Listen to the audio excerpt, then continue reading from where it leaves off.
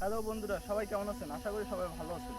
তো দেশের যে যে প্রান্ত থেকে আমাদের এই ভিডিওটি দেখতেছেন তাদেরকে জানাই অসংখ্য ধন্যবাদ। তো আজকে আমি আপনাদের সাথে একটা নতুন জিনিস শেয়ার করতে যাচ্ছি। আজকে আমাদের লক্ষ্য হচ্ছে হার্ডিঞ্জ ব্রিজ, বাংলাদেশের একটি অন্যতম এবং ঐতিহ্যবাহী যে একটি ব্রিটিশ আমলের যে একটা ব্রিজ আছে, সেটি কিন্তু আজকে আমরা আপনাদের সাথে শেয়ার করতে চলেছি, আপনাদের সাথে দেখাতে চলেছি। হয়তো আজকের ভিডিওটা আমাদের অনেক দীর্ঘায়ু হতে পারে এবং দীর্ঘ হতে পারে, সে পর্যন্ত আপনারা সবাই আমাদের সাথে থাকবেন।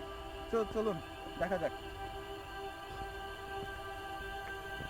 তো আপনারা কিন্তু দেখতে পাচ্ছেন, আমরা কিন্তু নিজে আসলাম একটা পুরাতন রেল লাইন দিয়ে। তো আমরা কিন্তু এখন উপরে উঠতেছি, দেখতে পাচ্ছেন কতটা উঁচু। এটা কিন্তু পাহাড়ের মতো পাহাড়ই বলা যায়, একেবারেই পাহাড়ের মতো উঁচু দেখতে পাচ্ছেন আপনারা। আমরা কিন্তু এবার মূল যে রেল লাইনটা, সেই রেল লাইনে উঠতেছি।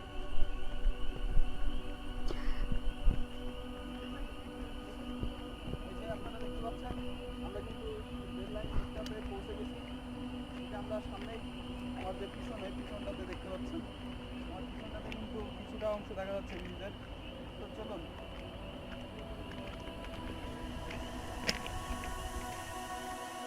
সো আপনাদের সাথে হাঁটতে হাঁটতে আরও কিছু বিষয় শেয়ার করি।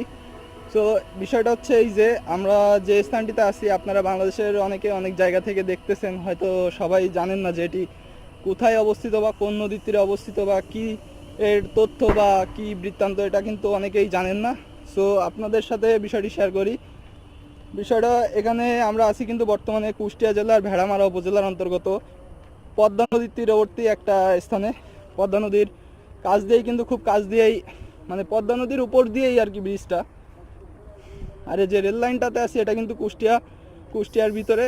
এই যে সামনে যে ব্রিজটা দেখতেছেন, ব্রিজের ওপার হচ্ছে পাবনা, এপার কিন্তু কুষ্টিয়া।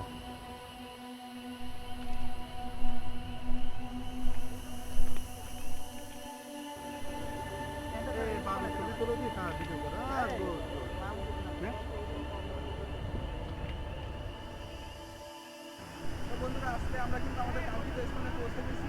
তো আপনারা দেখতে পাচ্ছেন আমাদের পিছন পাড়ে কিন্তু রয়েছে রেল লাইনটা রয়েছে, সেই আমাদের যে রেল লাইনটা, এটা কিন্তু আমার পিছনেই দেখতে পাচ্ছেন আপনারা। তো আর এখান থেকে আপনাদের যে বলছিলাম যে বাম সাইড দিয়ে কিন্তু যে রূপপুর পারমাণবিক বিদ্যুৎ কেন্দ্র এবং লালন শাহ সেতু দেখা যাবে।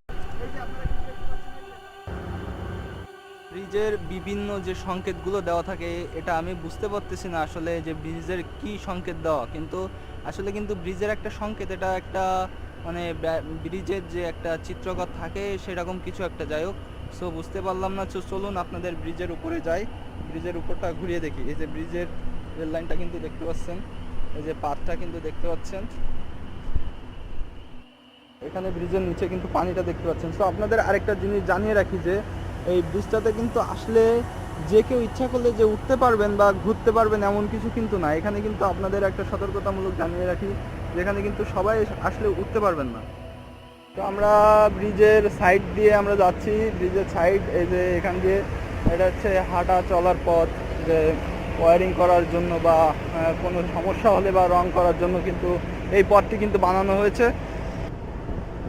আর এটা হচ্ছে ব্রিজের ভিতর দিয়ে যে রেল লাইনটা, এটা দিয়ে কিন্তু রেল চলাচল করে, এখনও রেল চলাচল চালু আছে। আর এই যে আপনারা দেখতে পাচ্ছেন, এখানে কিন্তু যে কুষ্টিয়া থেকে সারা বাংলাদেশে যে কুষ্টিয়ার বালি যেটা যায় আর কি, এই কিন্তু সেখানে কিন্তু এই যে এখান থেকে বালি লোড হয়ে কিন্তু এখান থেকে ট্রাক এবং কার্গো শিপে করে বিভিন্ন জায়গায় কিন্তু এই বালিগুলো কিন্তু চলে যায় বাংলাদেশের বিভিন্ন স্তরে। এবং এই সাইডে আপনারা যেটা দেখতে পাচ্ছেন, এটা কিন্তু লালন শাহ সেতু, যেটা বলেছিলাম যে আমাদের ব্রিজের ডান হাতে বাঁধবে যে লালন শাহ সেতুটা। এবং ওই যে আপনারা দূরে যেটা দেখতে পাচ্ছেন, একটু জুম করি, এটা কিন্তু এই যে রূপপুর পারমাণবিক বিদ্যুৎ কেন্দ্র। এপার ব্রিজের এই পার আমরা যে পার দাঁড়িয়ে আছি, এটা কিন্তু কুষ্টিয়ার পার আছি বর্তমানে। আর যদি ওই পার যাই তাহলে কিন্তু ওটা ঈশ্বরদী এবং পাবনা জেলার ভিতরে হয়ে যাবে। তো আপনারা এই যে দেখতে পাচ্ছেন যে লালন শাহ সেতুটার এই সাইড দিয়ে কত সুন্দর দেখা যাচ্ছে। আমরা কিন্তু সামনে হাঁটতে হাঁটতে যাচ্ছি, কিন্তু এটা কিন্তু ব্রিজের সাইড, যেটা ডান সাইড দিয়ে যাচ্ছি। এটার একটাই সাইড আছে, একটা সাইড দিয়ে হাঁটাচলা করা যায়। আর এটা শুধুমাত্র ব্রিজের মানে কর্তৃপক্ষের বা সরকারি যারা আছে, এখানকার যে কর্মচারী যারা আছে রং করে এবং পুলিশ সদস্য যারা আছে, তারাই কিন্তু এখানে শুধুমাত্র চলাচল বা ইয়া করতে পারে। এখানকার কিন্তু সকল প্রকার সব কিছুই কিন্তু সরকারের মানে সরকারি বা প্রশাসনের নিয়ন্ত্রণাধীন। 1912 সালে ব্রিজটা হয়েছে।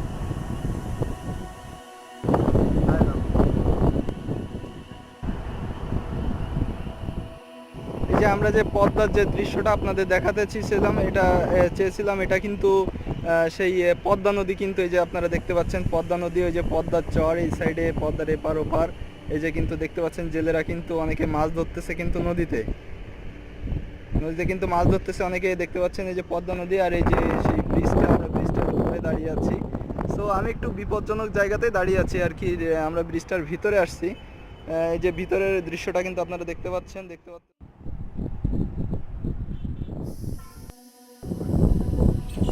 আর আমরা কিন্তু একেবারেই ব্রিজের শেষ প্রান্তে, এবং এই যে পাবনা ঈশ্বরদীর ভিতরে কিন্তু আমরা চলে আসছি।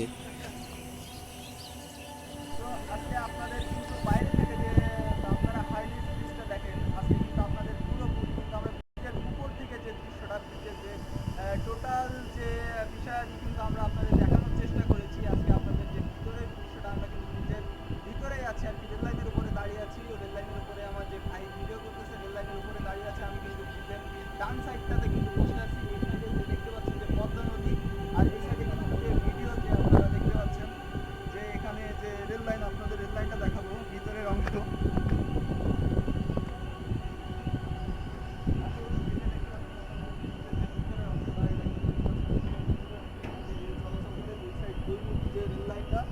এখানকার কিন্তু দুই মুখী যে রেল লাইন, সেই রেল লাইনটা কিন্তু আপনারা দেখতে পাচ্ছেন